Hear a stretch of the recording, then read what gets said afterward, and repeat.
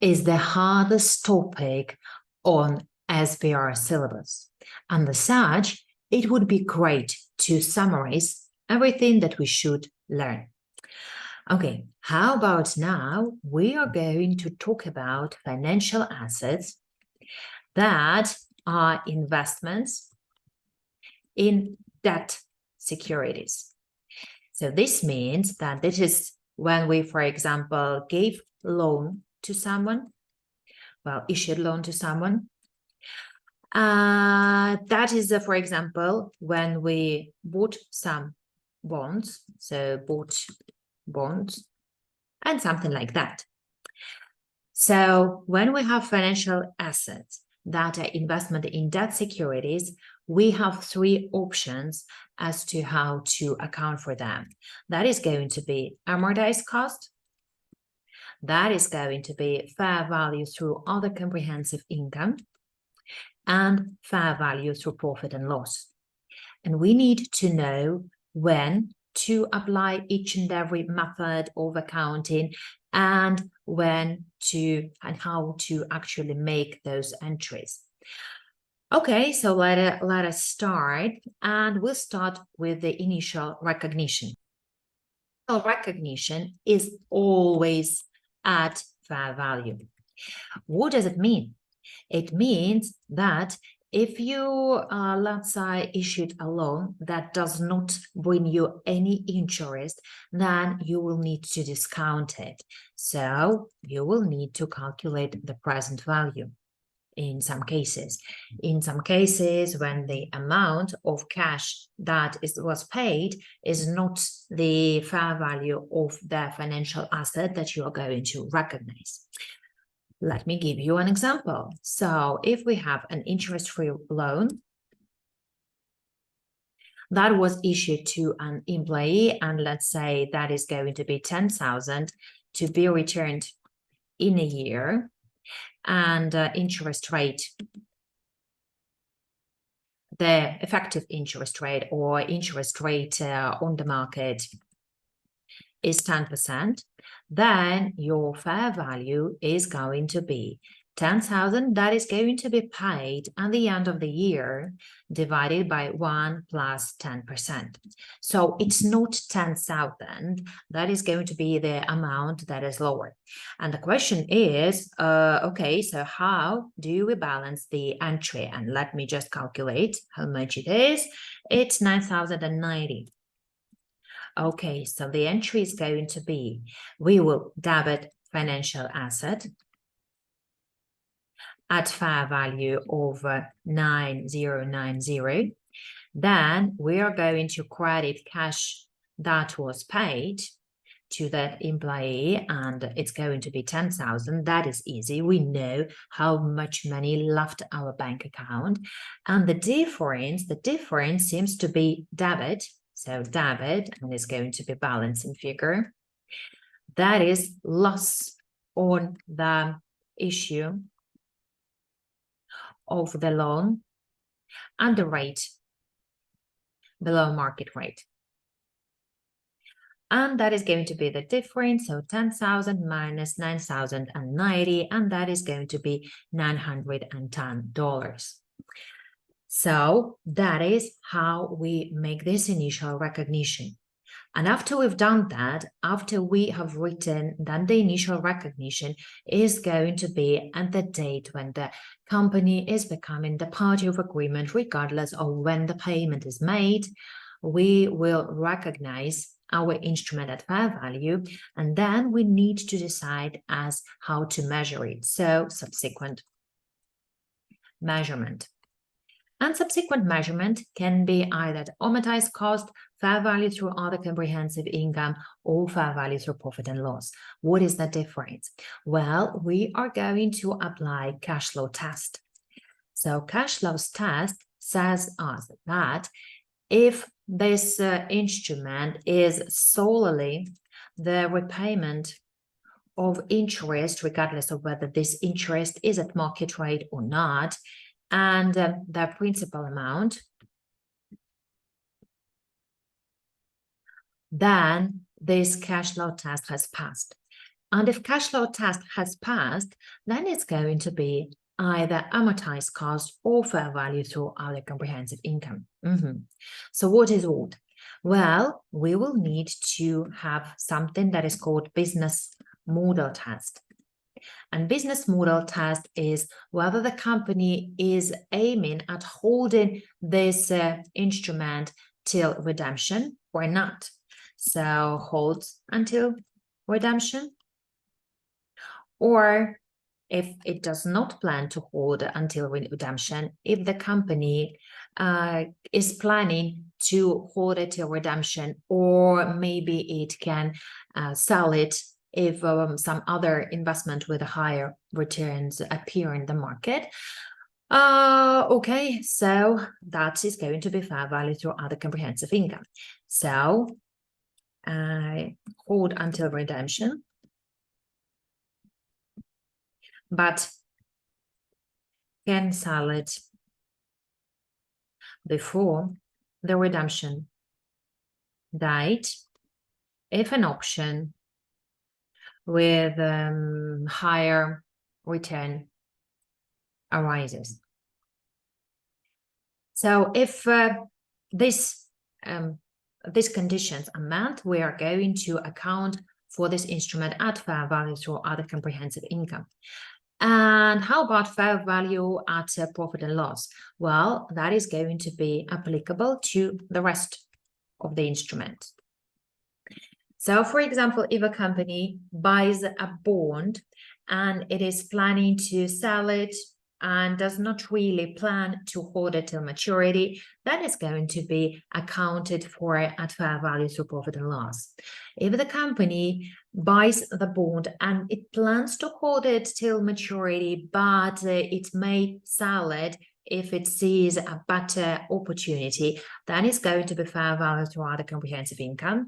Or if the model is just to hold this instrument till maturity and get all the interest and all the principal amount that is there, then it's going to be amortized cost. So what is the logical difference? The logical difference will be in the way we account for incomes there. And when we come to those entries to this accounting, you will see why we apply these methods of accounting. Okay, so you tell the examiner whether this cash flow test and business model test have passed or not, and then we will need to do something with the commission. Because yes, sometimes we need to pay a bank or broker a commission. And if an instrument is accounted at fair value through profit and loss, the commission will just go to profit and loss. However, if it is not, then the commission, that means that cash was paid, will be debited to the financial asset, which means that it will increase it. So that is going to be for instruments that are counted at amortized cost, or are those that are counted at fair value through other comprehensive income. Now, let's go next and let's see what we do for the year. So for the year, we are going to accrue some interest income. And interest income is going to be accrued at the effective rate based on amortized cost of the instrument. And that is going to be the case for those instruments that are accounted for at amortized cost, and also to those that are accounted for at fair value through other comprehensive income. And that is going to be very tricky. Why? Because you will not just take whatever you have there in your statement of financial position at the beginning of the year and multiply it by the effective rate. Instead, you are going to look at what you could have gotten if you applied amortized cost. So that is very tricky. So you need to have some practice here. So look at how much was recognized if the instrument was at amortized cost. And if the instrument is accounted at fair value through profit and loss, we would just recognize the cash received as interest income, and we will not have to look for effective interest rate. Now, what happens at the end of the year? So at the end of the year, we are going to calculate the value of the instrument that is accounted for at amortized cost as this opening balance plus effective interest and minus cash received. And that is going to be the same for those instruments that are recognized at fair value through other comprehensive income, that are accounted for at fair value through other comprehensive income. But for that instrument, we will also need to do the revaluation. For those instruments, we will make revaluation with the charge to other comprehensive income. And for those instruments that are recognized at fair value through profit and loss, what we are going to do, we are going to just calculate them as opening balance plus interest income that, as you remember, equals to the cash received minus cash received. So basically, it is the same value that we have at the start of the year, and that will be revalued to the market, to the fair value with the charge to P&L. Okay. And at the statement of financial position, we will have amortized cost. So the one that we calculated above. In here, we will have revalued amount. And in fair value through profit and loss, we will have revalued amount as well. Okay, now let us see the difference and what is the logic of this accounting. So if we have an instrument that is going to bring us only the interest that is going to be received and the principal amount, this means that this is the only gain that we are going to receive. And as such, we do not really care about fair value. And as such, we do not need to do this actual work and look for this fair value and do the revaluation and so on. However, what is important is that the recognition is made at fair value. That is going to be the present value if the instrument is has this nominal rate that is not market rate, that is not equal to market rate. And also, we will need to charge effective interest rate. Why? Because we want to smooth out, we want to reflect the actual cost to the actual interest that we receive from the money that we lent to someone. As for those instruments that are recognized at fair value through other comprehensive income, well, see, we are planning to hold them till maturity. So we are prepared to get just the interest repayment and principal repayment. But as we are willing to trade them occasionally, as we are willing to have this pain of looking at what is in the market and comparing our options, then we may win from this instrument changing in fair value. So as such, we need this reference to this fair value, and as such, we need to reflect this fair value in our statement of financial position.